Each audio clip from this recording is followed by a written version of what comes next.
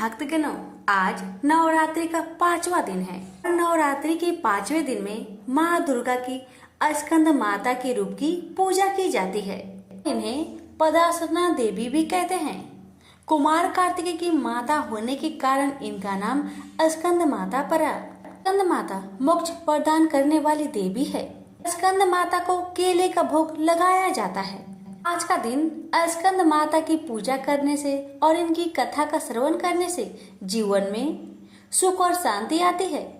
स्कंद माता मोक्ष प्रदान करने वाली देवी है। स्कंद माता की 4 भुजाएं हैं। इनके दाहिनी तरफ की नीचे वाली भुजा जो ऊपर की ओर उठी हुई है उसमें कमल पुष्प है। बाएं तरफ की ऊपर वाली भुजा में वर मुद्रा तथा नीचे वाली भुजा जो ऊपर की ओर उठी है उसमें भी कमल पुष्प ली हुई है। ये कमल के आसन पर विराजमान रहती है। माना जाता है कि स्कंद माता अपने भक्तों से बहुत जल्दी प्रसन्न हो जाती है।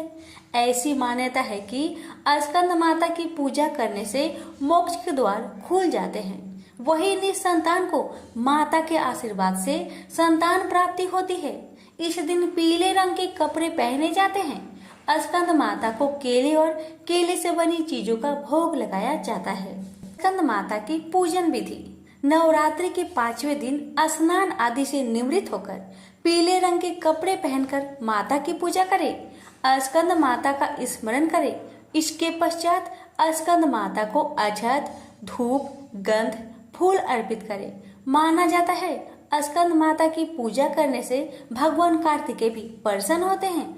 माता को बतासा, पान, सुपारी, लौंग का जोड़ा, किशमिश, कमलगट्टा, कपूर, गुगल, इलायची आदि भी चढ़ाए। फिर स्कंद माता की आरती करें। स्कंद माता की आरती। या देवी सर्वभूतेषु माँ स्कंद माता रूपेण संस्थिता। नमस्तस्यै नमस्तस्यै नमस्तस्यै नमो नमः। आइए सुनिए कथा। माता की कृपा प्राप्त करने के लिए कथा को पूरा जरूर सुनेगा। कमेंट बॉक्स में माता रानी की जय अवश्य लिखे। कथा इस प्रकार है। एक बार भगवान शिव कैलाश पर्वत पर समाधि लगाकर बैठ गए। वर्ष पर वर्ष बीतते चले लेकिन उनकी समाधि भंग नहीं हुई। इससे सृष्टि का कल्याण और संहार रुक गया। सृष्टि के कामों में रुकावट आने से ब्रह्मा, विष्णु तथा अन्य देवताओं को बहुत चिंता हुआ और वे भगवान शिव की समाधि भंग करने के लिए उपाय सोचने लगे। ब्रह्मा भगवान विष्णु से बोले, भगवान आप ही कोई उपाय बतलाए जिससे भगवान शिव की समाधि टूटे और वह सृष्टि के कल्याण और संहार का अपना उत्तरदायित्व पूर्ण करने में लगे। अगर सृष्टि का चक्र रुक गया तो संसार नष्ट हो जाएगा। विष्णु भगवान बोले, ब्रह्मा जी आपने ही तो इस सृष्टि को पैदा किया है, आपने ही विधान बनाया है, इसलिए आप ही कोई उपाय सोच सकते हैं। ब्रह्मा जी बोले, भगवान शिव की समाधि अगर हमने किसी उपाय से भंग कर भी दी तो वह कल फिर समाधि लगा लेंगे। मैं चाहता हूँ कि कोई ऐसा अस्थायी उपाय सोचा जाए कि सृष्टि का चक्र विधान के अनुसार चलता रहे। विष्णु जी बोले, हम जिस उपाय से अब तक ऋषि मुनियों की तपस्या भंग करते आए हैं, क्या उसी प्रकार कामदेव को भेजकर भगवान शिव की समाधि भंग नहीं की जा सकती? भगवान शिव निर्विकार है, अर्थात उनके मन में ना तो कोई विकार है और न पैदा किया जा सकता है, इसलिए यह उपाय कारगर सिद्ध नहीं होगा। ब्रह्मा जी बोले, भगवान हो सकता है कामदेव से प्रभावित होकर भगवान शिव अपनी समाधि तोड़ दे और फिर किसी स्त्री से विवाह कर ले। विवाहित होने के बाद उनकी आए दिन की इस समाधि से मुक्ति मिल जाएगी। विष्णु जी बोले, लेकिन पितामह आपकी नजर में क्या कोई ऐसी कन्या है जो निर्जन पर्वत पर रहने वाले शिव को पति रूप में स्वीकार कर ले? ब्रह्मा जी बोले, मैंने इस काम के लिए योग माया से प्रार्थना की है। उन्होंने चतुर्भुज चामुंडा के रूप में मुझे दर्शन देकर वचन दिया है, वह शिव के साथ विवाह करने के लिए तैयार है। माँ भगवती अपने वचन का पालन करने के लिए प्रजापति की पुत्री के रूप में जन्म ले चुकी है। प्रजापति दक्ष ने उनका नाम सती रखा है। इसका अर्थ है पहले ही सारी व्यवस्था कर चुके हैं। विष्णु बोले, मुझे केवल आपकी अनुमति की आवश्यकता थी भगवान। ब्रह्मा जी बोले, इधर भगवती दुर्गा ने दक्ष प्रजापति की कन्या सती के रूप में जन्म ले लिया था। जब वह बड़ी हुई तो उन्होंने अपने पिता दक्ष प्रजापति से कहा कि वह भगवान शिव का पति के रूप में मन ही मन में वर्ण कर चुकी है। सती की बात सुनकर दक्ष बोले, तुम पागल हो गई हो बेटी। शिव तो संसार में वैराग्य ले चुके हैं। वह कभी भी सांसारिक बंधनों में नहीं बंधना चाहेंगे। सती बोली, आप चिंता मत कीजिए पिताजी, मैं अपनी तपस्या द्वारा उन्हें विवाह करने के लिए तैयार कर लूंगी। दक्ष बोले, कोशिश करके देख लो बेटी, लेकिन मुझे आशा नहीं है कि तुम्हारी तपस्या शिव की समाधि भंग कर सकेगी। सती ने माता पिता से आज्ञा लेकर घर में ही भगवान शिव की आराधना करनी आरंभ कर दी। सती की तपस्या के प्रभाव से भगवान शिव की समाधि टूट गई। वह उमा के सामने प्रकट होकर बोले, मैं तुम्हारी तपस्या से बहुत प्रसन्न हूँ उमा, जो भी चाहो वर मांग लो। उमा बोली, भगवान यदि आप मेरी तपस्या से प्रसन्न हैं तो मुझे पत्नी के रूप में स्वीकार कर लीजिए। भगवान शिव तथास्तु कह के वहां से अंतर्ध्यान हो गए। स्त्री की इच्छा अनुसार प्रजापति दक्ष ने उमा का विवाह शिव के साथ कर दिया। शिव उमा को लेकर कैलाश पर्वत पर आ गए। एक बार ब्रह्मा जी के दरबार में सब देवता बैठे थे। दक्ष प्रजापति भी वहां आए। ब्रह्मा पुत्र होने तथा सृष्टि बढ़ाने के कारण उनकी प्रतिष्ठा को देखते हुए सबने खड़े होकर उन्हें आदर दिया, प्रणाम किया, पर भगवान शिव वैसे ही बैठे रहे, उनके लिए जैसे कोई आया ही नहीं था। दक्ष ने इसे अपना अपमान समझा और क्रोध में कह बैठे, शिव मेरे जमाता हैं, उन्हें चाहिए था कि मुझ ससुर को उठकर प्रणाम करके आदर देते, पर लगता है इनमें देवताओं के योग शिष्टाचार नहीं है। किसी भी देव यज्ञ में भाग लेने की पात्रता इनमें नहीं है, अतः इन्हें किसी यज्ञ में भाग न दिया जाए। दक्ष क्रोध में बोलते रहे, शिव के लिए जैसे कुछ हुआ ही नहीं हो। वे उसी तरह मुस्कुराए चुप रहे। ब्रह्मा जी की सभा से लौटने के बाद दक्ष ने अपने श्राप को प्रतिष्ठा के लिए स्वयं एक यज्ञ किया तथा निश्चय किया कि इसी यज्ञ में शिव को यह भाग न देने की प्रारंभ किया जाए। उन्हें उस विशाल यज्ञ में भाग लेने के लिए समस्त देवताओं को आमंत्रण भेजा। यज्ञ शुरू हुआ तो देवता लोग आकाश मार्ग से यज्ञ में भाग लेने के लिए जाने लगे। दक्ष की पुत्री सती जो अपने पति शिव के साथ कैलाश धाम में बैठी थी, देवताओं तथा देव पत्नियों को इस प्रकार सज धज कर जाते देख शिव से पूछ बैठी, प्रभु ये सारे देवता अपनी पत्नियों के साथ कहाँ जा रहे हैं? तब भगवान शिव ने कहा, तुम्हें पता नहीं, तुम्हारे पिता दक्ष प्रजापति ने भूमंडल पर बहुत बड़ा यज्ञ शुरू किया है, उसी में भाग लेने के लिए ये सब जा रहे हैं। यह सुनकर सती को आश्चर्य हुआ। उन्होंने कहा, पिताजी विशाल यज्ञ कर रहे हैं और अपनी ही बेटी तथा जमाता को पता ही नहीं। आपके पास निमंत्रण आया है क्या? शिव जी ने हंसकर कहा, अगर निमंत्रण आता तो क्या तुम्हें पता न चलता? सोचा होगा कि जहाँ सब देव तथा देव नारियां देवोपम वस्त्र तथा अलंकारों से सजी धजी आएंगी, वहाँ हमारा जमाता भूत प्रेतों जैसी वेशभूषा में आकर शोभा बढ़ाने की बजाय मेरी हंसी कराएंगे। इसलिए शायद उन्होंने निमंत्रण नहीं भेजा।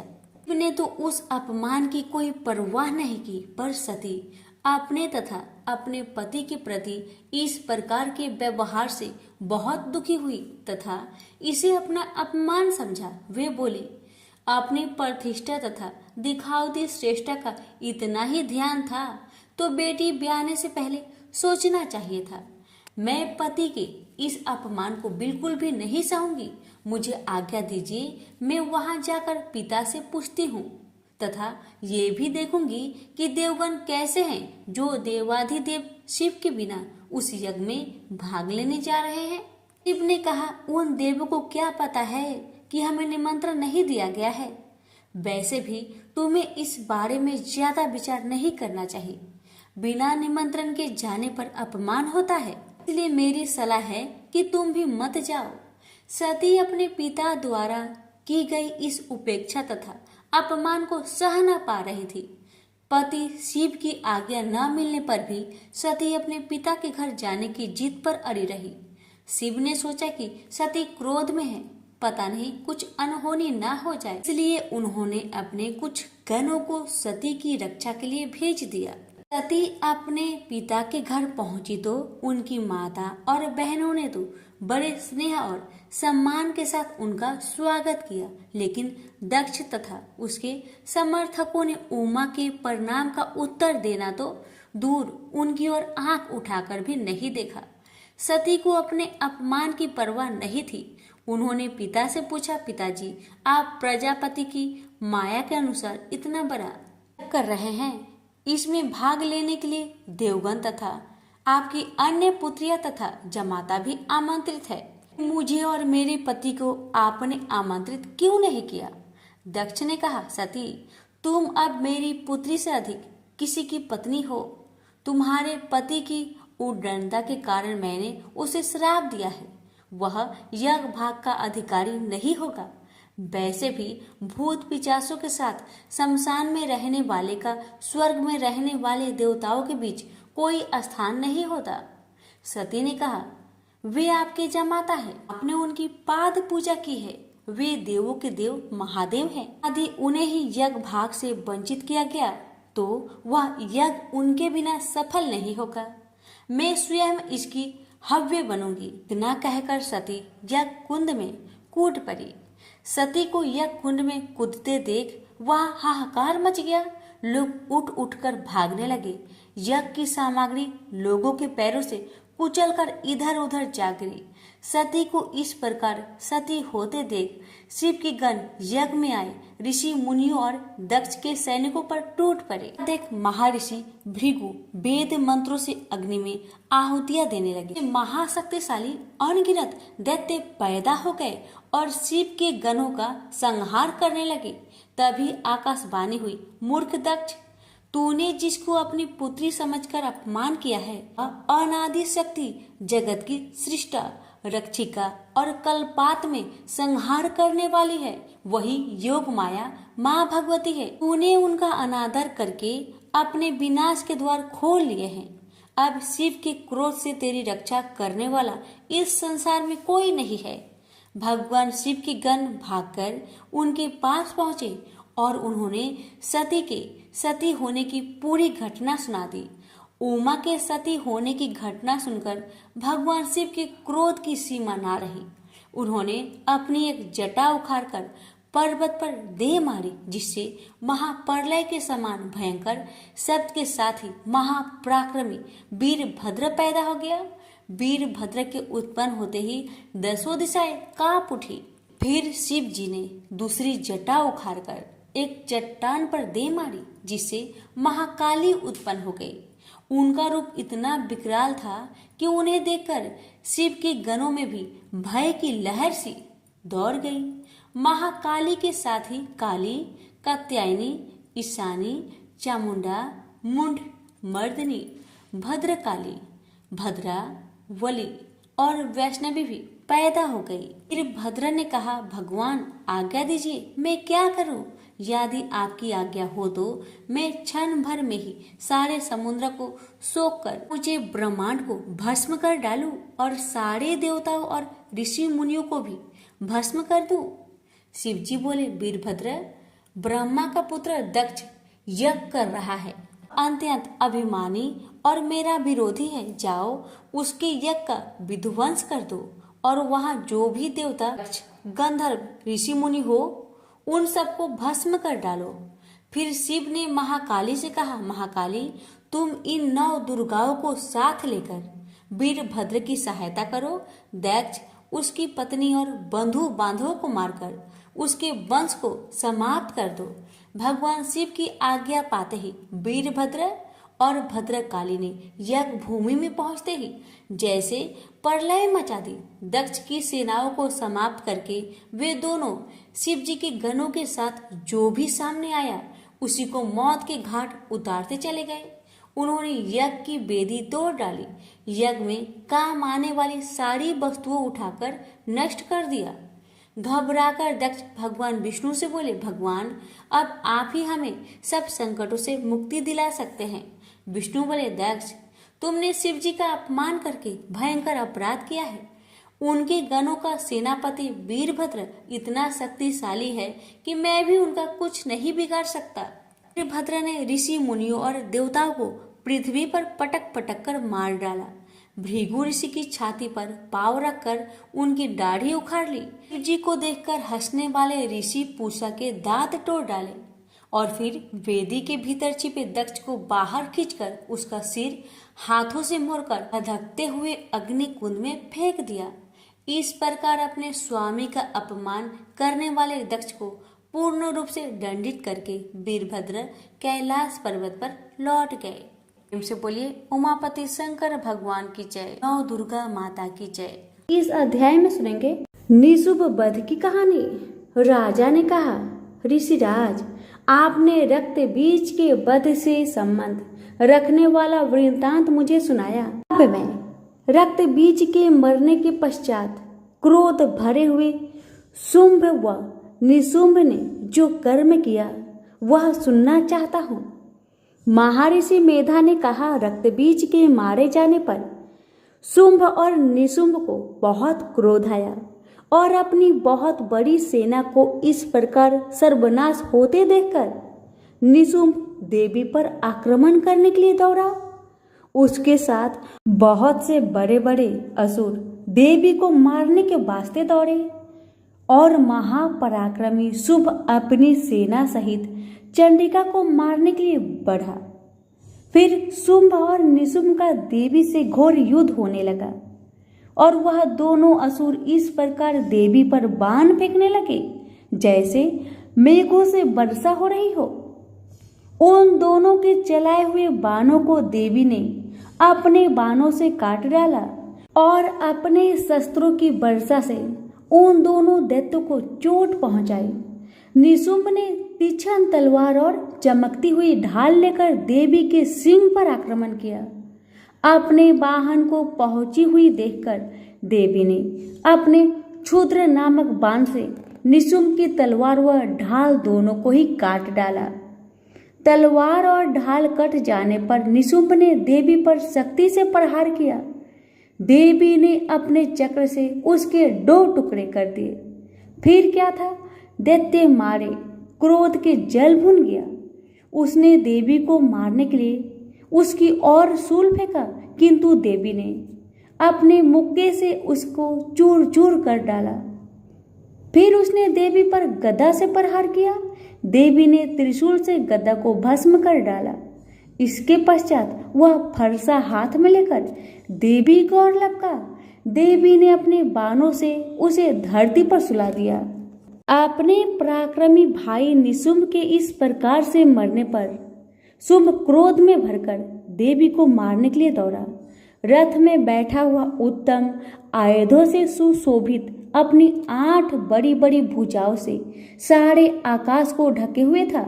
शुंभ को आते हुए देखकर देवी ने अपना शंख बजाया और धनुष की टंकार का भी अत्यंत दुस्सह शब्द किया।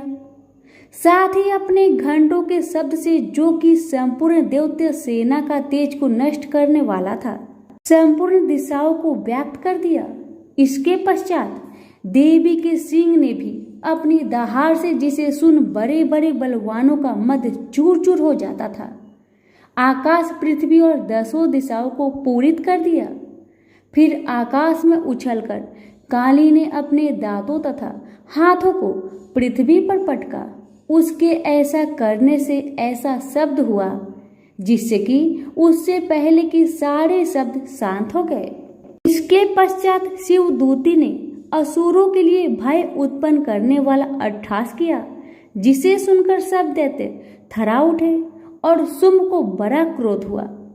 फिर अंबिका ने उसे अरे दुष्ट, खड़ा रह कहा तो आकाश से सभी देवता जय हो बोल उठे।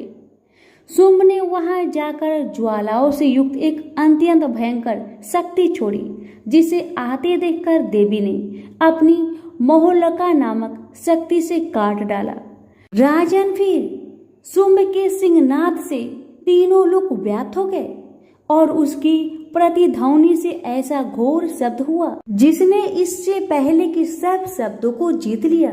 शुंभ के छोड़े बाणों को देवी ने और देवी के छोड़े बाणों को शुंभ ने अपने बाणों से काटकर सैकड़ों और हजारों टुकड़ों में परिवर्तित कर दिया। इसके पश्चात जब चंडिका ने क्रोध में भर शुंभ को त्रिशूल से मारा तो वह मूर्छित होकर पृथ्वी पर गिर पड़ा। इतने में निशुंभ चैतन्य होकर वहां धनुष लेकर आया और अपने बाणों से उसने देवी काली तथा सिंह को घायल कर दिया। फिर उस राक्षस ने 10,000 भुजाएं धारण करके चक्र आदि आयुधों से देवी को आच्छादित कर दिया। तब भगवती दुर्गा ने कुपित होकर अपने बाणों से उन चक्रों तथा बाणों को काट डाला। यह देखकर निशुंभ हाथ में गदा लेकर चंडिका को मारने के लिए दौड़ा। उसके आते ही देवी ने तीक्ष्ण धार वाले खड्ग से उसकी गदा को काट डाला। उसने फिर त्रिशूल हाथ में ले लिया। देवताओं को दुखी करने वाला निशुंभ को त्रिशूल हाथ में लिए हुए आता देखकर चंडिका ने अपने शूल से उसकी छाती पर प्रहार किया और उसकी छाती को चीर डाला। शूल विदीर्ण हो जाने पर उसकी छाती में से एक उस जैसा ही महापराक्रमी दैत्य ठहर जा कहता हुआ निकला। उसको देखकर देवी ने बड़े जोर से ठहाका लगाया। अभी वह निकलने भी न पाया था कि उसका सिर अपनी तलवार से काट डाला। सिर के कटने के साथ ही वह पृथ्वी पर गिर पड़ा। तदंतर सिंह दहाड़ कर असुरों को भक्षण करने लगा और काली शिव दूती भी राक्षसों का रक्त पीने लगी। कौमारी की शक्ति से कितने ही महादैत्य नष्ट हो गए। ब्राह्मणी की कमंडल के जल से कितने ही असुर तेजोहत हो गए। कई दैत्य महेश्वरी के त्रिशूल से विदीर्ण होकर पृथ्वी पर गिर पड़े और कई बारही के प्रहारों से छिन्न भिन्न होकर धराशायी हो गए। वैष्णवी ने भी अपने चक्र से बड़े बड़े पराक्रमियों का कचुम्बर निकालकर उन्हें यमलोक भेज दिया और ऐन्द्री के वज्रों से कितने ही महाबली राक्षस टुकड़े टुकड़े हो गए। कई दैत्य मारे गए, कई भाग गए, कितने ही काली शिव दूती और सिंह ने भक्षण कर दिए। प्रेम से बोलिए माता रानी की जय हो। यहीं पर हमारी श्री दुर्गा सप्तशती पाठ 9वां अध्याय समाप्त हुआ। अब सुनिए 10वां अध्याय। इस अध्याय में सुनेंगे शुंभ वध की कहानी। महर्षि मेधा ने कहा, राजन, अपने प्यारा भाई को मरा हुआ तथा सेना को नष्ट हुए देखकर क्रोध में भरकर दैत्यराज शुंभ कहने लगा, दुष्ट दुर्गे, तू अहंकार से गर्व मत कर, क्योंकि तू दूसरों के बल पर लड़ रही है। देवी ने कहा, दुष्ट, मैं तो अकेली हूँ। इस संसार में मेरे सिवा दूसरा कौन है? यह सब मेरी शक्तियां हैं। देख, यह सब की सब मुझ में प्रविष्ट हो रही है। इसके पश्चात ब्राह्मणी आदि सब देवियां उस देवी के शरीर में लीन हो गई और देवी अकेली रह गई। तो देवी ने कहा, मैं अपनी ऐश्वर्य शक्ति से अनेक रूपों में यहाँ उपस्थित हुई थी। उन सब रूपों को मैंने समेट लिया है। अब अकेली ही यहाँ खड़ी हूँ, तुम भी यहीं ठहरो। महर्षि मेधा ने कहा, जब देवताओं तथा राक्षसों को देखते देवी तथा शुंभ में भयंकर युद्ध होने लगा, अंबिका देवी ने सैकड़ों अस्त्र शस्त्र छोड़े। उधर दैत्य राज ने भी भयंकर अस्त्रों का प्रहार आरंभ कर दिया। देवी के छोड़े हुए सैकड़ों अस्त्र को दैत्य ने अपने शस्त्रों द्वारा काट डाला। इसी प्रकार शुंभ ने जो अस्त्र छोड़े उनको देवी ने अपनी भयंकर हुक्कार द्वारा ही काट डाला। दैत्य ने जब सैकड़ों बाण छोड़कर देवी को ढक दिया तो क्रोध में भरकर देवी ने अपने बाणों से उसका धनुष नष्ट कर डाला। धनुष कट जाने पर दैत्येंद्र ने शक्ति चलाई लेकिन देवी ने उसे काट कर फेंक दिया। फिर दैत्येंद्र चमकती हुई ढाल लेकर देवी की ओर दौड़ा, किंतु जब वह देवी के समीप पहुंचा तो देवी ने अपने तीक्ष्ण बाण से उसकी चमकने वाली ढाल को काट डाला। फिर दैत्येंद्र का घोड़ा मारा गया, रथ टूट गया, सारथी मारा गया। तब वह भयंकर मुकद्दर लेकर देवी ने अपने तीक्ष्ण बाण से उसके मुकद्दर को भी काट डाला। इस पर दैत्य ने क्रोध में भरकर देवी की छाती में बड़े जोर से एक मुक्का मारा। दैत्य ने जब देवी को मुक्का मारा तो देवी ने भी उसकी छाती में जोर से एक थप्पड़ मारा। थप्पड़ खाकर पहले तो दैत्य पृथ्वी पर गिर पड़ा, किंतु तुरंत ही वह उठकर खड़ा हुआ। फिर वह देवी को पकड़कर आकाश की ओर चला और उछला और वहां जाकर दोनों में युद्ध होने लगा। वह युद्ध ऋषियों व देवताओं को आश्चर्य में डालने वाला था। देवी आकाश में दैत्य के साथ बहुत देर तक युद्ध करती रही। फिर देवी ने उसे आकाश में घुमाकर पृथ्वी पर गिरा दिया। दुष्ट आत्मा दैत्य पुनः उठकर देवी को मारने के लिए दौड़ा। तब उसको अपनी ओर आता हुआ देखकर देवी ने उसकी छाती विदीर्ण करके उसको पृथ्वी पर पटक दिया। देवी के त्रिशूल से घायल होने पर उस दैत्य के प्राण पेखरू उड़ गए और उसके मरने पर समुद्रद्वीप और पृथ्वी सब कांपने लग गए। तदंतर उस दुष्ट आत्मा के मरने से संपूर्ण जगत प्रसन्न व स्वस्थ हो गया तथा आकाश निर्मल हो गया। पहले जो उत्पात सूचक मेघ और उल्कापात होते थे वह सब शांत हो गए थे। उसके मारे जाने पर नदियां अपने ठीक मार्ग में बहने लगी। संपूर्ण देवताओं का हृदय हर्ष से भर गया और गंधर्वनियां सुंदर गान करने लगी। गंधर्व बाजे बजाने लगे और अप्सराएं नाचने लगी। पवित्र वायु बहने लगी। सूर्य की कांति स्वच्छ हो गई। यज्ञशालाओं की बुझी हुई अग्नि अपने आप प्रज्वलित हो उठी तथा चारों दिशाओं में शांति फैल गई। तो प्रेम से बोलिए माता रानी की जय हो। यहीं पर हमारी श्री दुर्गा सप्तशती पाठ का 10वां अध्याय समाप्त हुआ। एक समय की बात है, एक भाई बहन रहते थे। बहन का नियम था कि वह अपने भाई का चेहरा देखे ही खाना खाती थी। हर रोज सुबह उठती थी और जल्दी जल्दी घर का सारा काम काज करके अपने भाई का मुख देखने के लिए उसके घर से निकल जाती। एक दिन रास्ते में एक पीपल पेड़ के नीचे गणेश जी की मूर्ति रखी हुई थी।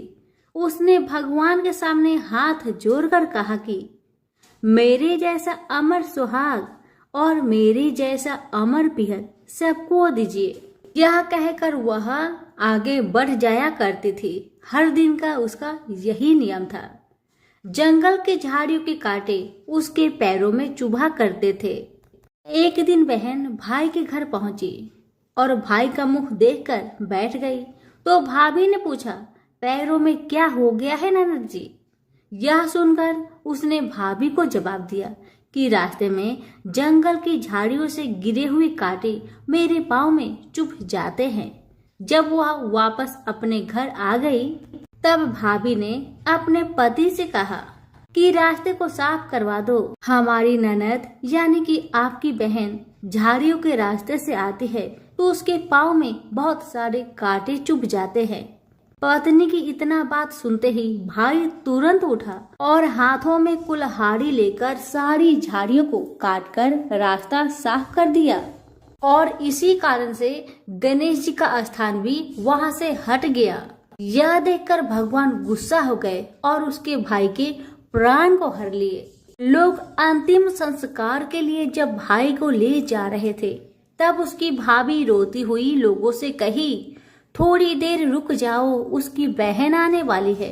वह अपने भाई का मुख देखे बिना नहीं रह सकती। उसका यह हर दिन का नियम है। तब लोगों ने कहा, आज तो देख लेगी पर कल कैसे देखेगी? रोज के दिन की तरह बहन अपने भाई का मुख देखने के लिए जंगल में निकल दी। जब जंगल में उसने देखा कि सारा रास्ता साफ किया हुआ है तब वह आगे बढ़ी तो उसने देखा कि सिद्धि विनायक को भी वहां से हटा दिया गया है। तब उसने जाने से पहले गणेश जी को एक अच्छे स्थान पर रखकर उन्हें स्थान दिया और हाथ जोड़कर बोली, हे गणेश महाराज, मेरे जैसा अमर सुहाग और मेरे जैसा अमर पिहर सबको देना। और फिर इतना कहकर आगे निकल गई।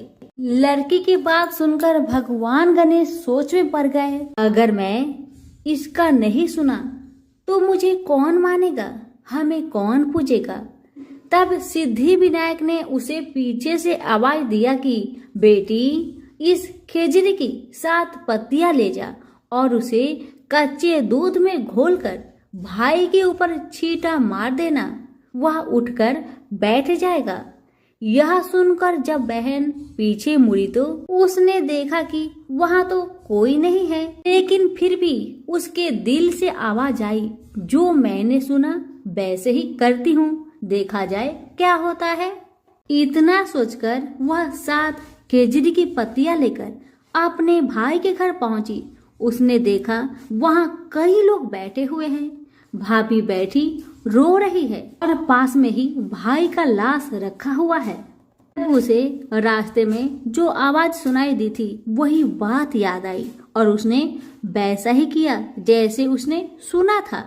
उसने खेजड़ी के 7 पत्तियों को बताए हुए नियम के तहत भाई के ऊपर इस्तेमाल किया। तब उसका भाई उठकर बैठ गया। भाई बोला बहन से, मुझे तो बहुत ही गहरी नींद आ गई थी। तब बहन बोली, यह नींद किसी दुश्मन को भी ना आए, और उसने सारी बात अपने भाई को बता दी। हे गणेश महाराज, जैसे आपने उस बहन की सुनी वैसे ही कहानी कहने वाले, हुक्कारे भरने वाले सभी की परिवार की सुनना और सभी के परिवार की रक्षा करना। सभी प्रेम से बोलिए गणेश महाराज की जय हो। बहुत समय पहले की बात है। एक गांव में 7 भाई और एक बहन रहा करती थी।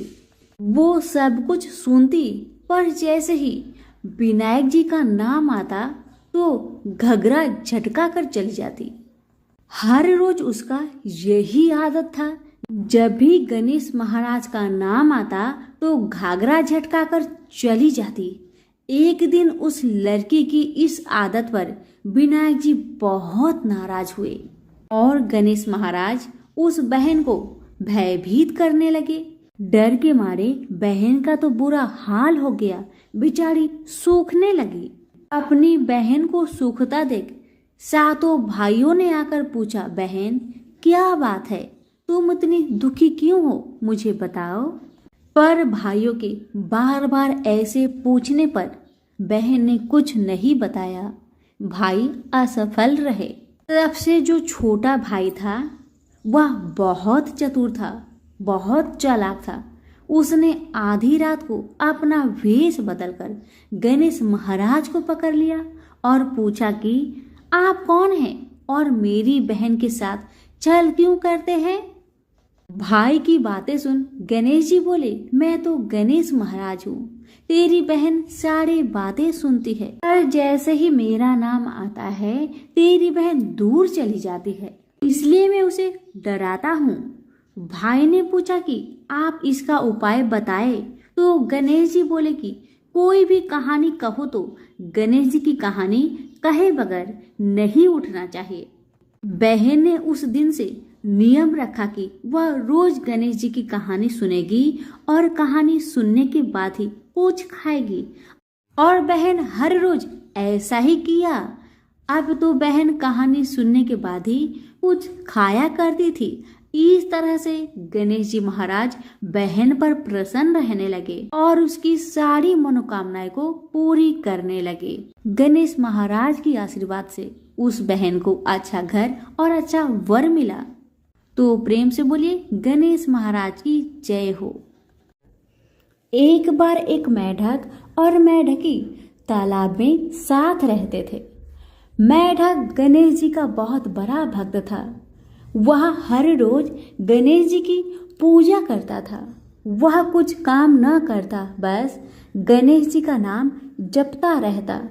मेढकी उससे बहुत परेशान थी, एक दिन मेढकी ने गणेश जी की मूर्ति छिपा दी। मेढक आया और गणेश जी की मूर्ति के बारे में पूछने लगा तो मेढकी ने बोला कि मुझे नहीं पता। एक दिन एक औरत उनके तालाब के पास आई और उसने अपने मटके में पानी भरने लगी। जैसे ही उसने पानी भरा वैसे ही मेढक और मेढकी उसके मटके के अंदर चले गए। घर जाकर उस औरत ने पानी गैस पर रख दिया। मेढक और मेढकी भी साथ में जलने लगे। मेढकी मेढक को बोलने लगी कि तुम तो गणेश जी की बहुत बड़ी भक्त हो, तो बोलो गणेश जी को हमें बचाए। मेढक ने यह सुनकर गणेश जी का नाम जपना शुरू कर दिया। थोड़ी देर बाद एक सांड आया और अपने दोनों सींग मटके पर जा मारा और मटका जमीन पर गिरकर टूट गया और दोनों बच गए। मेढक ने घर जाकर गणेश जी की मूर्ति मेढक को लौटा दी और उसने भी गणेश जी का पूजन करना शुरू कर दिया। तो प्रेम से बोलिए गणेश महाराज की जय हो।